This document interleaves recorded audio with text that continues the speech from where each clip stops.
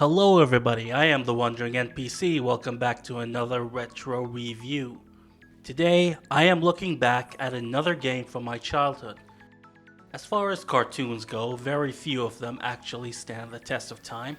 I personally love the Hanna-Barbera cartoons, especially Huckleberry Hound, the Yogi Bear Show, the Flintstones, and more. My personal favorite, however, has to be Scooby-Doo, a story about four teenagers, Fred, Daphne, Velma, Shaggy, and of course Scooby, who solve mysteries involving supposedly supernatural creatures. This show is very popular to this day, and naturally, once something becomes popular, video games tend to follow. And Scooby-Doo had a few of them. There was Scooby-Doo and Scrappy-Doo for the Amiga, Scooby-Doo Mystery for the Super Nintendo, Classic Creep Capers for the Nintendo 64, and more. The one I played growing up, however, was Scooby-Doo and the Cyber Chase, released back in 2001. I never actually beat it as a kid. Today, I'm going to not only finish this game, but also determine whether it really was as good as my nostalgia says it is. With that out of the way, let's get started. Normally, I'd start off by showing you guys the menu, but since the background music uses a theme song to the show, which is of course copyright, I can only show you this silent screenshot. Not like it makes a difference though, like the menu is basically a JPEG of Shaggy and Scooby being chased down by the big baddie of the game. Anyway, we select new game, and after a short loading screen, we get the story. The first thing you notice is that they got the actual voice actors. Wow, Scooby! Like, isn't this groovy? We're the stars of our very own video game.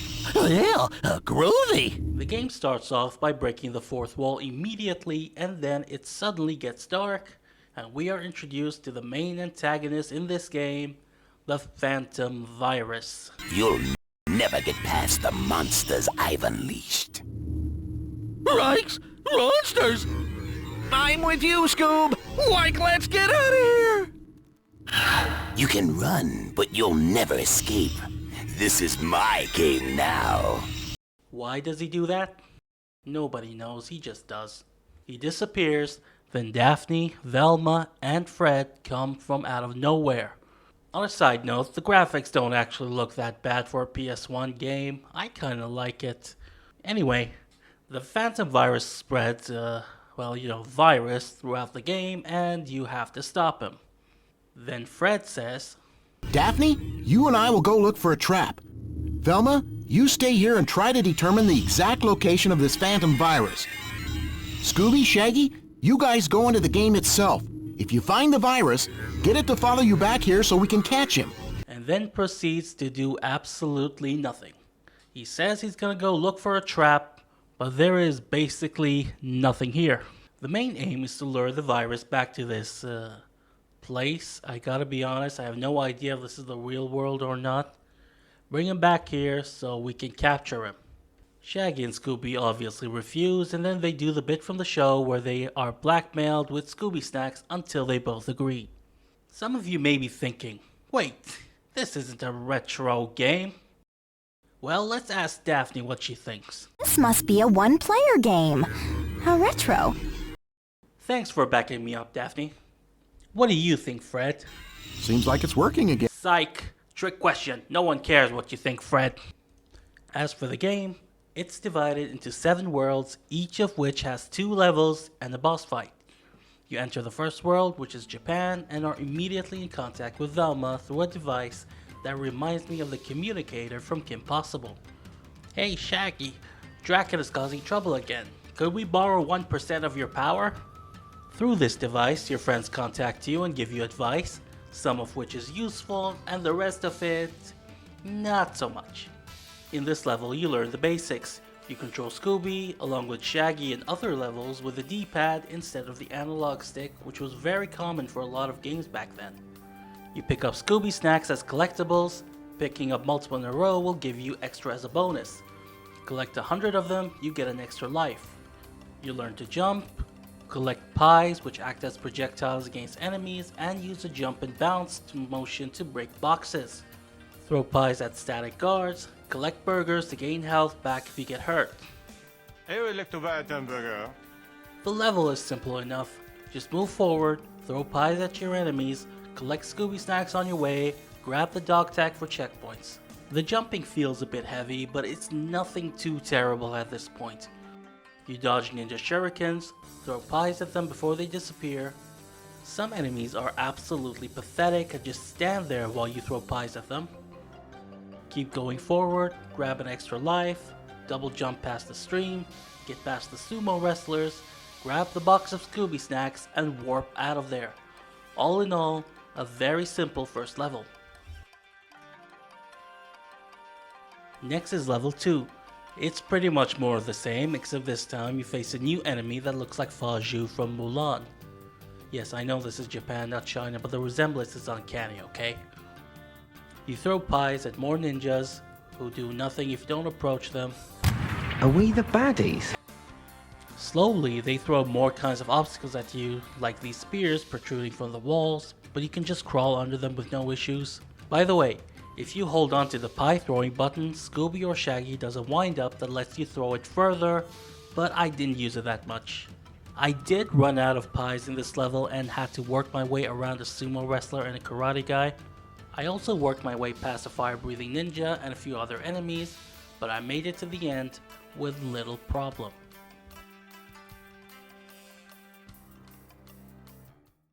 Then we come across our first boss fight of the game. The samurai guy. He isn't given a name, okay? None of these bosses are. It's a very easy one, just avoid his attacks until he tires out.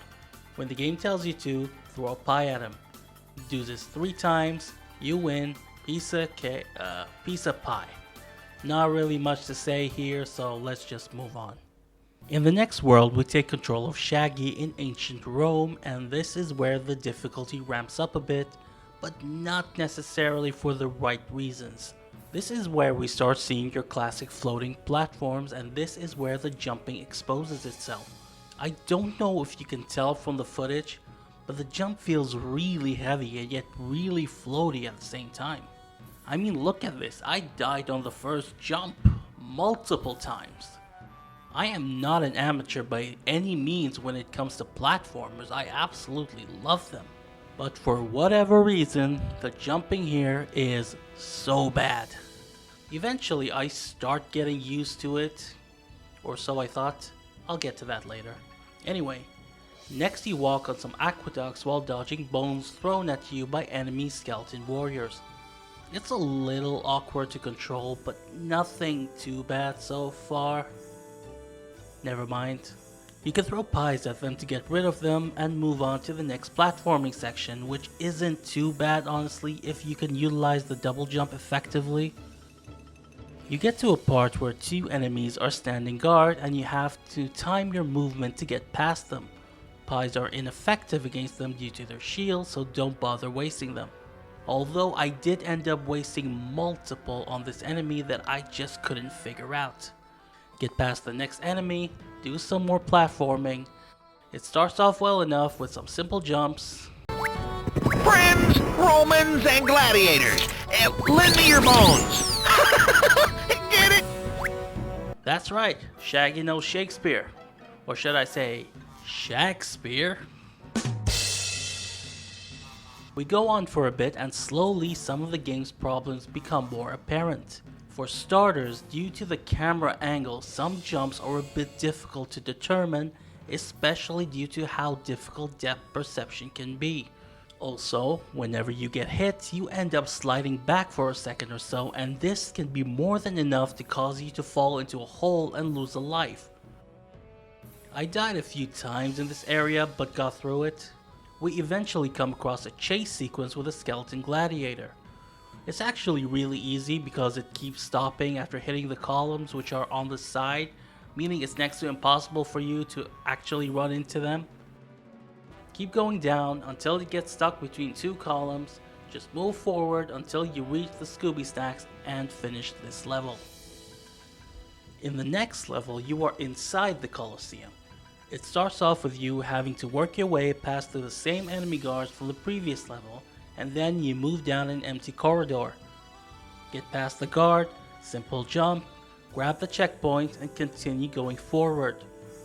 You realize very quickly that the real challenge in this game comes from timing the guards, as getting hit can mean being knocked back into a hole and losing a life. But with a well-timed jump, you can get past them no problem. There really isn't that much to say about this level. It gets very repetitive very quickly. Just get past the obstacles, go to the Scooby Snacks, and move on to the second boss of the game. This one was actually a bit tricky, mostly because of the skeleton spearmen.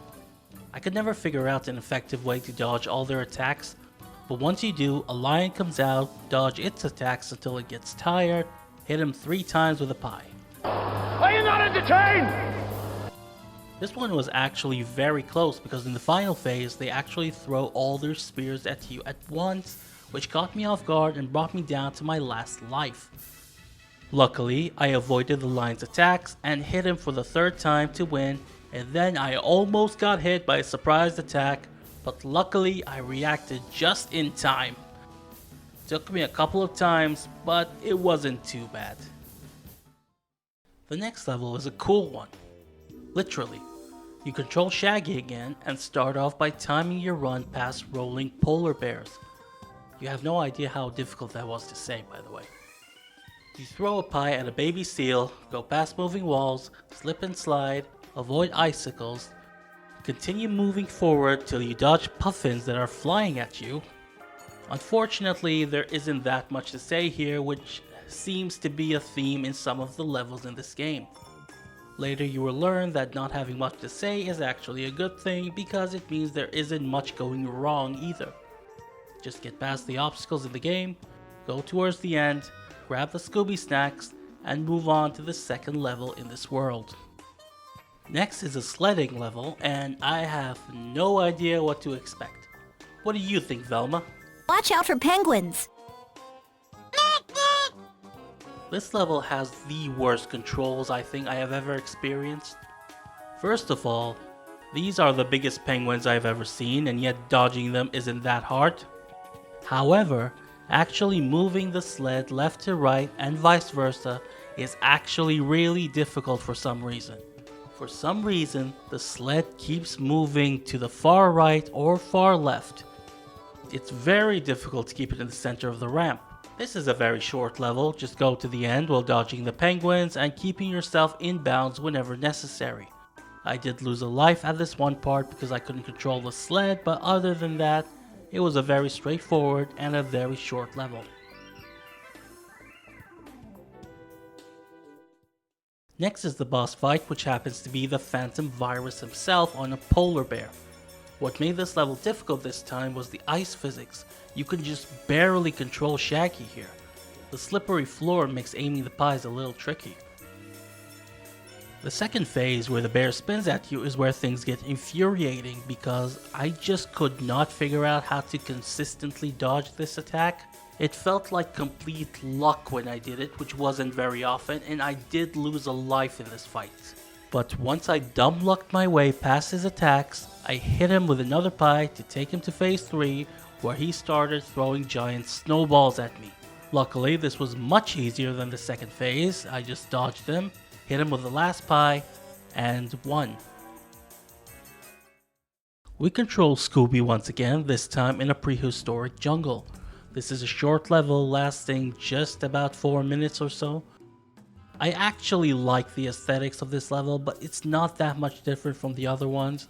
You can still beat the dinosaurs by throwing pies at them. At this point, nothing can surprise me. Scooby, there are giant dinosaur bones falling from the trees. Don't get hit. Gee, thanks for the warning, Daphne. Whatever. Luckily, there is a burger inside this dinosaur egg. But yeah, other than that, nothing really happens in this level, so let's just fast forward to the end.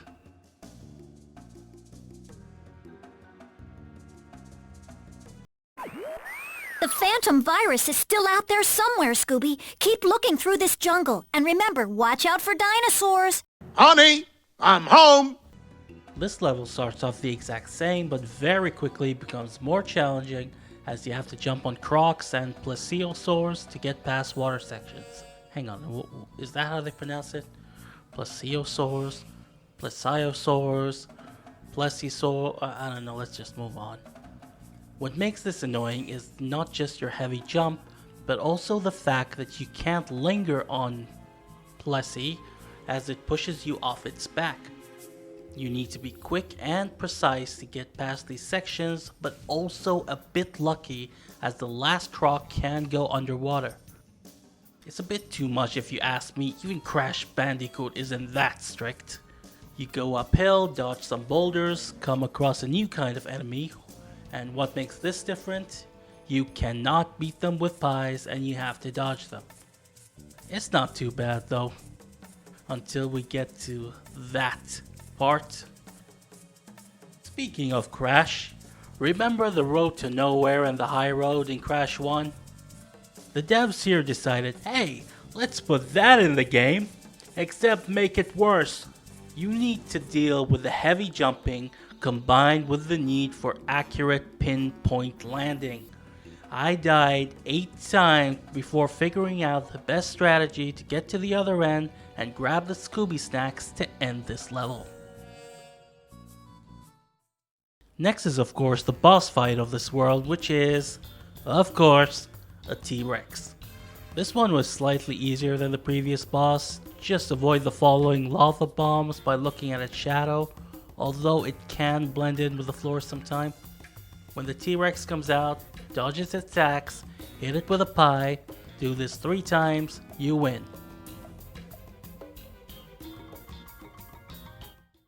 The next level takes you to the big city and you are immediately thrown on a skateboard. Just like the sled, it's very difficult to control and the movement here is way too heavy.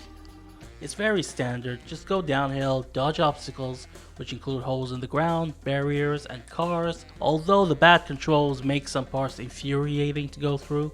I eventually figured out the best way to get past some sections is to just constantly bump against the wall to avoid steering too far out and falling into the holes. Do this for a couple of minutes, and you get off your skateboard and do the rest of the level on foot. Those trash cans look pretty dangerous, Shaggy, and there sure are a lot of them. Stay on your toes. You think I'm stupid, Fred? Mind your own business. You also have to dodge skaters or hit them with a pie, move past steaming pipes. Then you get to an enemy that just doesn't attack you, like he's just dancing there minding his own business. The second one was in the way though. Just get to the end of the level, move on to the second level in this world. I actually like this level. There's a bit of skill involved right in the beginning where you have to time yourself past these security cameras. Next is the lasers and you have to either jump over them or crawl under them, which is what I did. Then you have to use the conveyor belt, which can be a bit challenging, but again, mostly due to your heavy jumping. You have to jump and crawl your way past the obstacles until you actually see the Phantom Virus himself. Chase him down while dodging his attacks, and gather pies and burgers to keep your health up. There was this one part where I got hit by a cheap shot, but other than that, just chase him down until he disappears. The rest of the level is just repetition from earlier, but in case you are curious what happens when you step into the camera lights, a security guard appears and you just throw a pie at him. Not much else to say here, just get to the end and get to the next boss fight. I know what some of you are thinking. No, I am not being lazy or anything like that. There just genuinely is not that much to say. I mean, it's a kid's game, for God's sake, people. Next is the boss fight, and this one was not my favorite, but it was very cool to see an actual monster from the series in the game. You're fighting Charlie the Funland robot from the episode Foul Play in Funland, which I had on VHS back in the day. Yes, I am that old. Anyway, in this one, you are mainly fighting the conveyor belts which suddenly change directions and bombs that Charlie throws at you. Try to dodge the explosives, hit Charlie when you get the chance, although you need to be quick about it. Just like every other boss fight, hit him 3 times, you win. I died a couple of times here, but no biggie, we're through to the next world. In this part, you're in ancient Egypt and immediately you are confronted by bats, which is a very typical enemy in these type of games. You have to get past flames, traps, but the biggest obstacle of all in this level is the controls. It took me so many attempts to get past this one part, mostly because of how heavy and yet floaty the jumping is, and because of how difficult depth perception is. And every time I died, I got sent back to the beginning of the level. It took me a while to figure out the best way to jump past this part, and honestly, this was the only difficult part of this level. Rest of the obstacles are moving walls, some of which actually have decent timing, but other than that, there's really nothing that makes this stand out. You do end up facing these ancient Egyptian guys, but they are at the very end of the level. Just get past the last obstacles, grab the Scooby Snacks, and finish this level. Level 2 in Egypt. It starts off the same exact way with you facing bats. Moving forward, there is this one part where you have to dodge flames coming out of the ground and walls, but other than that, you really do not have much trouble to deal with. I know it seems like I am just skipping big sections of some levels, but trust me, there is nothing much going on here. Even if the game does introduce new enemies, one pie usually just beats them. It is quite basically the same obstacles to deal with as the previous level, with some added challenges here and there, but all around it is basically the same thing. Enemies here are even less likely to harm you in some cases. There is this one part towards the end where you have to time your jumps to avoid a boulder. I do like that part, but it is more or less the same level. Let's just grab the Scooby Snacks and move on to the boss fight. We come across the Phantom Virus on a camel. You don't actually fight the Phantom Virus himself, instead you deal with mummies that don't die when hit by pies, but rather are knocked back. What you have to do here is knock them back and make them fall all the way into the Shadow Realm, then when his shield is down, hit the Phantom Virus with a pie. Again, do this 3 times and you win. It's a bit tricky due to how crowded it can get at times, but it is pretty decent boss fight all things considered. Finally, we go to the last world of the game, the amusement park. It starts off with a bunch of rabbits throwing carrots at you. They are pathetic and you can just run past them easily. They should just eat the carrots. With their aim, they could use the vitamin A. Then you have to deal with clowns that juggle infinite balls at you, dodge them, and hit them with pies. Be careful though, even if you go past them, they still throw the balls at you. I learned this the hard way. You throw pies at more rabbits, then come across a platforming challenge with floating logs. Once again, the heavy jump and lack of depth perception made this a bit challenging, but I got through it with 1 death. The level gets repetitive after a while. You come across the same enemies and obstacles over and over again until you eventually come to a haunted house. Here, you see a vampire enemy. I throw a pie at him thinking that it finished him off, but he transforms into 3 bats and comes at you. I wish the game kept you on your toes like that more often. Then we have to dodge giant blades, and Velma tells us what to do. Then you face a ghost enemy, which I originally thought was just part of the haunted house. I believe this is another Easter egg from the episode Hassle in the Castle. To my knowledge, you can't beat it. I tried. I just ended up running away until it disappeared. Eventually, you leave the haunted house and end up at a parade. Here's what confused me. Daphne said there was danger ahead.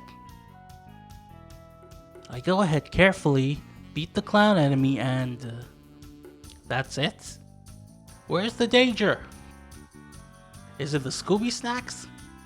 I guess diabetes was the real final boss the whole time. The second level starts off the same, but then quickly devolves into something different. Something much worse. you immediately come across a maze and get a call from Daphne. Oh, I love roses, but the ones you'll find in this hedge maze won't be friendly, Scooby, so watch out. It's not the most difficult maze in the world. This is meant to be a kid's game after all. You find your way through it, pick up items, and beat enemies. This time you face these sentient roses who are not threatening in the slightest because all they do is stand there and extend their leaves. The first part of this level is nothing special. The real headache comes when you find catapults. Now, in most games, such as in Spyro, when you enter a contraption that launches you forward, you are locked into a certain arc and a certain motion that ensures you reach your target. That's not what happens here.